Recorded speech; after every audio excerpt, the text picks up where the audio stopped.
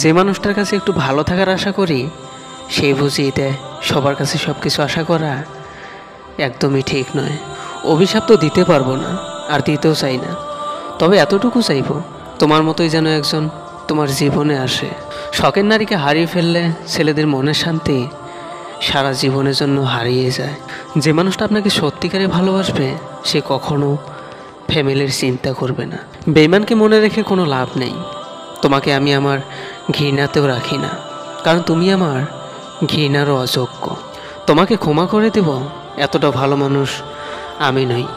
ভালোবাসার অপরাধে যে শাস্তি তুমি আমাকে দিয়েছ, আমি চাই এই পৃথিবীর সব সুখ তোমার হলেও ভালোবাসা যেন তোমার কপালে জোটে না।